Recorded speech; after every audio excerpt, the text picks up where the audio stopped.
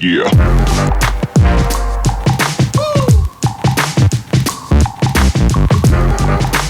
É sempre importante, dentro de um planejamento de ano de contratações, você pensar nas duas janelas que você tem, dentro das competições que você tem. Então, a gente tem o início do Brasileiro, o início da Copa do Brasil, o pós-Carioca em abril. E nós vamos ter uma outra janela no meio do ano, que é uma janela que a Europa vem muito aqui, que coincide a janela deles. Não vou te confirmar porcentagem, mas eu não vou, pelo futebol, gastar todo o orçamento na janela até abril. Não posso fazer isso. Ok, até aí perfeito, tá, Paulo Brax? Então, eu tenho Perfeito, que deixar uma reserva perfeito para possíveis saídas, e eu quero que o Vasco esteja cada vez mais na prateleira alta para despertar interesse, sim, dos clubes, porque se está despertando interesse, é positivo.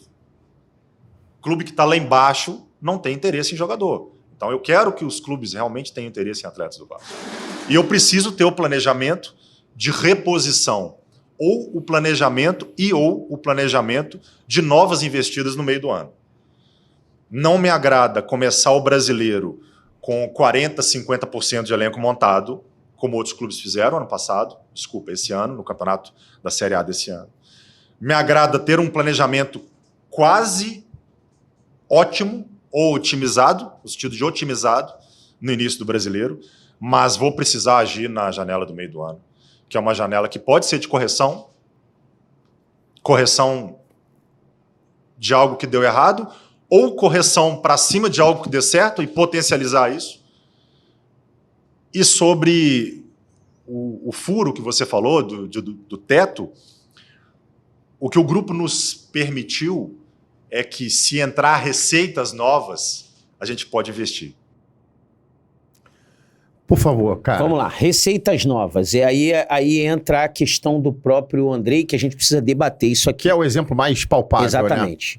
Né? Se eu não me engano, eu li ou eu ouvi, e aí você mesmo que está nos assistindo, se você tiver essa informação, por favor, participe, coloca, que a gente vai colocar aqui na tela para a gente poder debater junto. Que venda de jogador que já era do Vasco, ou seja, como o Andrei, já era um ativo do clube, que esse valor ele entraria e não seria num primeiro momento utilizado. Que essa grana desse jogador, por exemplo, vendemos o Andrei agora no início do ano, que essa grana só iria ser mexida lá no final do ano, né, no final do exercício de 2023. Eu não tenho certeza disso, mas eu ouvi sobre isso. Então, eu gostaria até que você participasse para poder, para a gente debater. Fora essa grana do Andrei, a gente teve uma renovação de contrato com a PixBet. A gente teve uma renovação. A PixBet passou a ser o nosso patrocinador master. Me parece que a grana é em torno de 22 milhões ano. Por 2 anos. Por 2 anos? Isso. Tá, então houve incremento de receita. Por mais que a grana do Andrei a gente não possa mexer agora, houve também um incremento de receita. Então, que a 777 tem 70% dessa receita do Andrei. É ou não é? Uhum. Ela tem 70%. Em torno de 50 milhões. Então, que ela não mexa lá no fim do ano, mas que ela adiante isso para poder reforçar o que não está legal. E não está legal. O Vasco hoje não está legal. O Vasco está médio hoje. O Vasco está dentro o que ele falou que não agradava a ele. Porque não é possível que ele enxergue que o Vasco esteja a 80%. O Vasco não está. Porque 80% seria um Vasco com um time titular pronto, que não está pronto, faltam 3 peças, no entendimento de toda a torcida do Vasco, então não é possível que ele pense diferente. Então, se o Vasco hoje não tem um time titular pronto, como é que o elenco pode estar 80%? Na minha opinião, um time pronto estaria com o time titular 100%, um time pronto não, um elenco 80% pronto, estaria um time titular 100% e um time reserva pela metade. No mínimo. A gente não tem isso. A gente não tem um titular pronto. Como é que a gente tem 80% pronto? E aí a gente tem a questão dessa receita extra aí, que tem receita extra sim, que é a do Andrei, que por mais que não se meta a mão no meio do exercício, vai se meter lá no final do exercício e aí por isso puxa o dinheiro. Porque quando a gente fala de puxar dinheiro, a gente lembra muito bem que no ano passado A 777 adiantou 70 milhões para o Vasco, dos 190 milhões que ela investiria. Perfeito. Ela adiantou 70 milhões, porque o Vasco não subiu para a Série A, e aí faltava números, faltava dinheiro para a gente até passar o ano passado.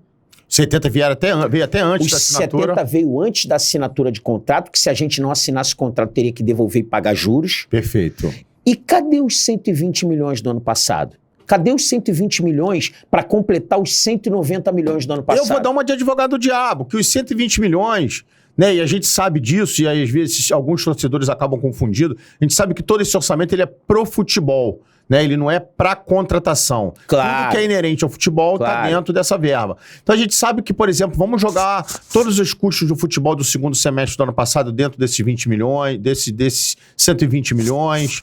Vamos jogar tudo. O primeiro trimestre, os 110 milhões que foram gastos com contratação, a folha salarial desses 3 primeiros meses ali, que deve ter gerado alguma coisa, a folha deve estar hoje entre 10 e 15. Acredito. Então assim, estamos falando de mais 30 milhões que ali se gastou com a folha salarial nesse trimestre, estamos contando tudo isso. Ainda assim, a gente entende que é muito aquém e muito desalinhado com o que foi passado nessa coletiva dele, subir mais uma prateleira com esse time. Teu ponto é perfeito.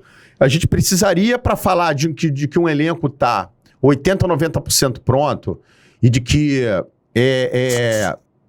a gente teria que estar falando, como ele bem falou, de um time titular, ok, completo 100%. E de 50% do time, dos reservas, estarem no nível desses titulares ou bem perto que seja.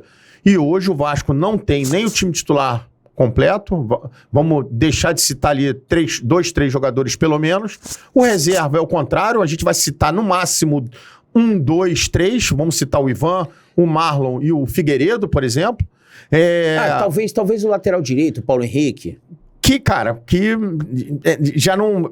É o que eu falei, quando a gente fala de chegar perto do titular, né? Quando a gente vê um Pumita... Não, mas aí você fala de um Orediano, que não é titular. Então, você pode chegar a 5, Marcos. Se esforçando, você pode chegar a 5. Mas quando a gente olha isso que ele fala,